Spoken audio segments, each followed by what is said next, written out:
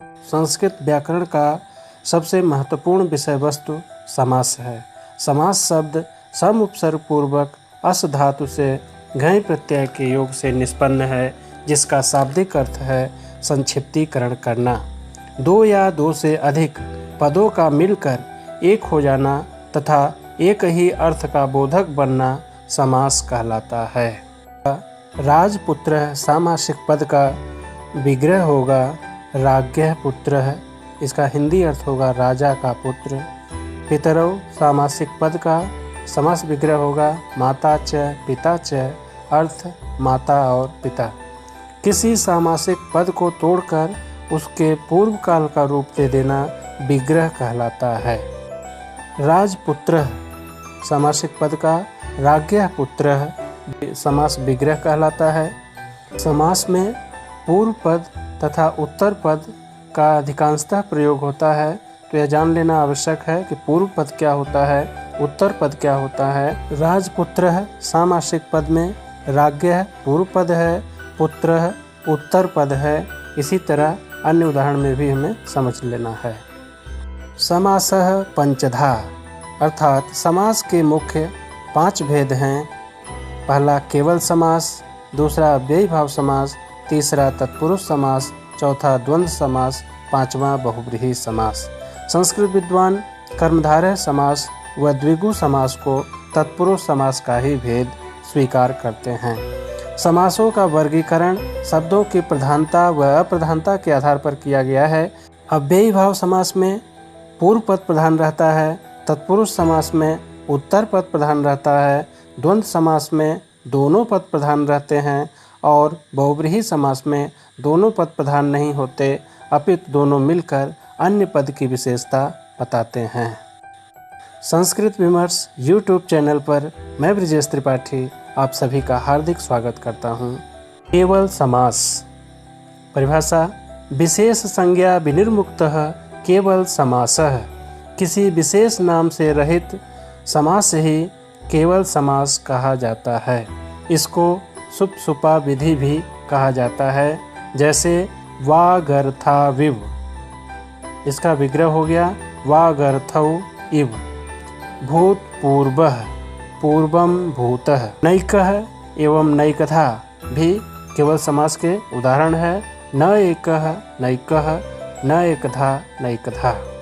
अव्ययी भाव समास परिभाषा पूर्व पदार्थ प्रधानः अव्ययी भाव समासः।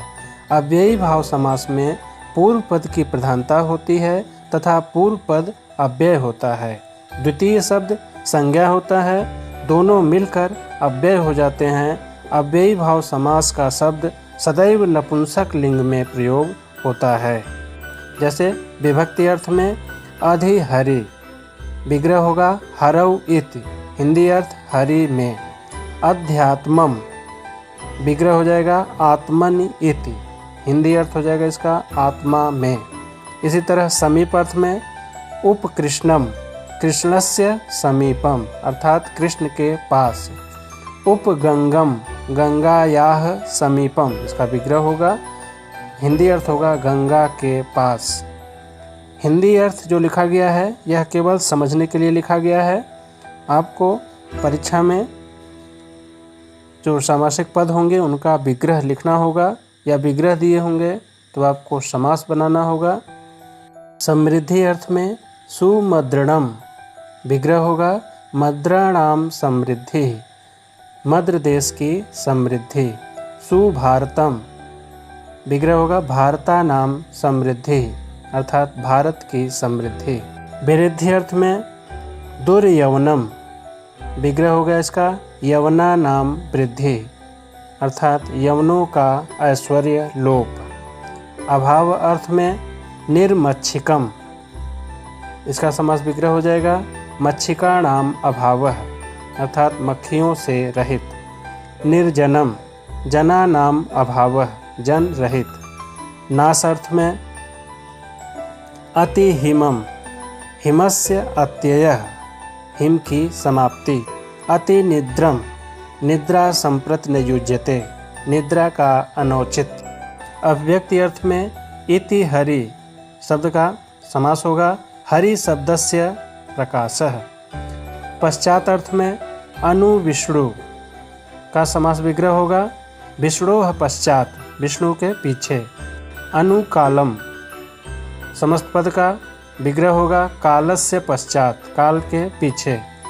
इसी तरह योग्यतार्थ में अनुरूपम, रूपस्य योग्यम अर्थात रूप के योग्य। अनुगुणम, गुणानाम योग्यम, गुणों के योग्य। विप्सार्थ में प्रत्यर्थम, अर्थम अर्थम प्रति अर्थात प्रत्येक अर्थ में। प्रत्येकम, एकम एकम प्रति, हर एक।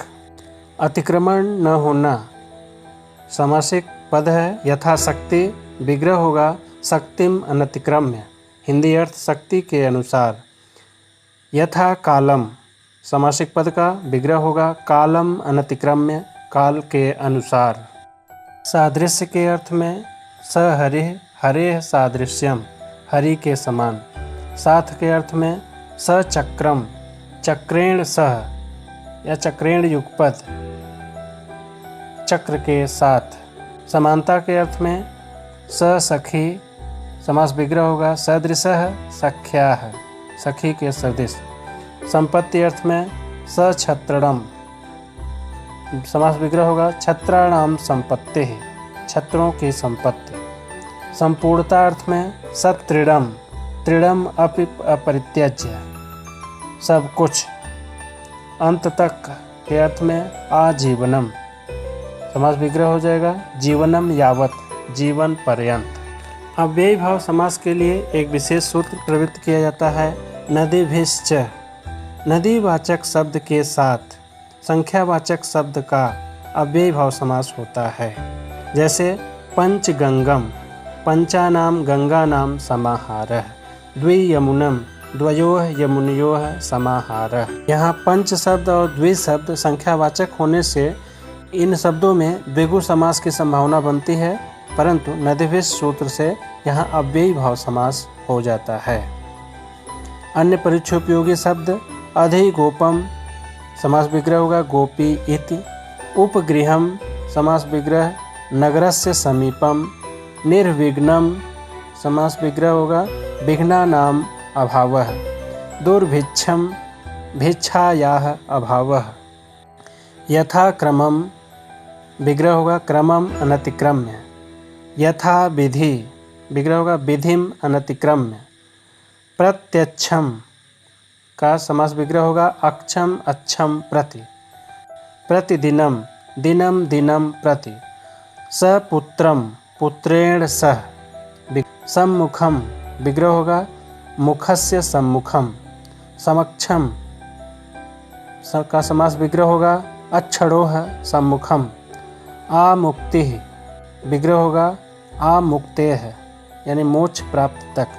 आमरणम, मरणम यावत, मृत्यु पर्यंत। साग्नि, अग्निग्रंथ पर्यंतम अधीते। द्वंद्व समास परिभाषा उभय पद प्रधानो द्वंद्वः। जब समस्त पद में दोनों पद प्रधान होते हैं तो वहाँ द्वंद्व समास होता है। विग्रह करने पर च प्राप्त होता है।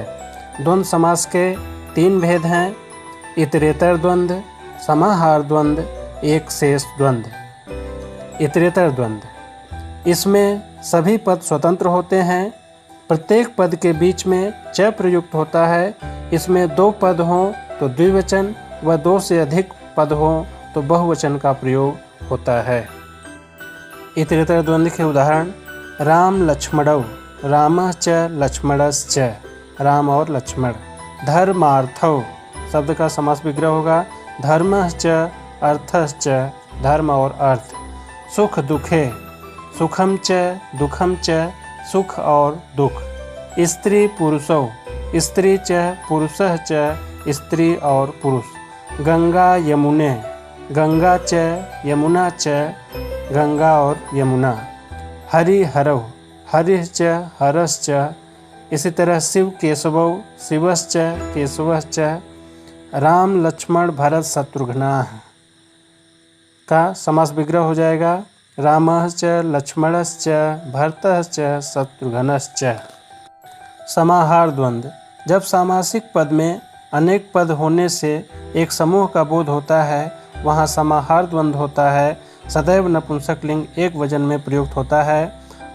अहनिकुलम अहिश्च नकुलश्च अनयोः समाहारः। शीतोष्णम समास विग्रह होगा शीतम च उष्णम च एतयोः समाहारः। हस्तपादम हस्तौ च पादौ च तेषां समाहारः। रथाश्वम रथश्च अश्वश्च। दधिघृतं दधि च घृतं च। अहर्निशम अहश्च निशा च। मुखनेत्रम मुखम च नेत्रम च समास विग्रह होगा। एक शेष द्वंद्व समान पदों में समास होने पर एक पद शेष रहता है जो दोनों पदों का बोध कराता है। इसमें सदैव द्विवचन का प्रयोग होता है। जैसे पितरौ समास विग्रह होगा माता च पिता च। अर्थ हो गया माता और पिता। पुत्रौ पुत्री च पुत्रः च। पुत्री और पुत्र। युवानौ युवती च युवा च। युवती और युवक। बहुव्रीहि समास परिभाषा अन्य पदार्थ प्रधानः बहुव्रीहि। जिस समास में पदों के अर्थ को छोड़कर किसी अन्य पद का अर्थ प्रधान हो उस समास को बहुव्रीहि समास कहते हैं। विग्रह के समय यत् के विभिन्न रूपों यस्य येन यस्मै का प्रयोग होता है। पीताम्बरः समास विग्रह होगा पीतम अम्बरम यस्य स। पीला है वस्त्र जिसका अर्थात भगवान विष्णु। यहाँ अन्य अर्थ प्रधान हो गया है। नीलकंठः नीलम कंठे यस्य सः। नीला कंठ है जिसका अर्थात भगवान शिव। पद्मनाभः का समास विग्रह नाभौ यस्य सः अर्थात भगवान विष्णु। दशानन 10 आन्नानि यस्य सः रावण। चक्रपाणि शब्द का विग्रह होगा चक्रम पाणौ यस्य सः भगवान विष्णु। चंद्रशेखरः चंद्रः शेखरे यस्य सः अर्थात भगवान शिव। जितेंद्रियः का समास विग्रह होगा जितान इंद्रियाणि येन सः। चित्रगु चित्रागाओ यस्य सः। अपुत्रः अविद्यमान पुत्रः। रूपवद् भार्यः समास विग्रह होगा रूपवती भार्या यस्य। विरूपाक्षः विरूपैः अक्षिणी यस्य सः। द्विमूर्धः द्वौ मूर्धानौ यस्य। त्रिमूर्धः त्रयो मूर्धानो यस्य सः। द्विपात् द्वौ पादौ यस्य। सुपात् शोभनौ पादौ यस्य। सुहृदयम् समास विग्रह होगा शोभनम हृदयम यस्य। व्यूढ़ो रस्कः व्यूढ़म विशालम उरो यस्य। व्याघ्रपात व्याघ्रः पादाविपादौ यस्य सः। श्वेतांबरः श्वेतानि अम्बराणि यस्य सः। कमलासनः कमलम आसनं यस्य सः। शूलपाणिः शूलं पाणौ यस्य सः। दिगंबरः दिशः एव वस्त्राणि यस्य सः। चतुर्मुखः चत्वारि मुखानि यस्य सः। ये कुछ बहुव्रीहि समास के उदाहरण हैं। शुभम भूयात्। पुनर्मिलामः। धन्यवाद।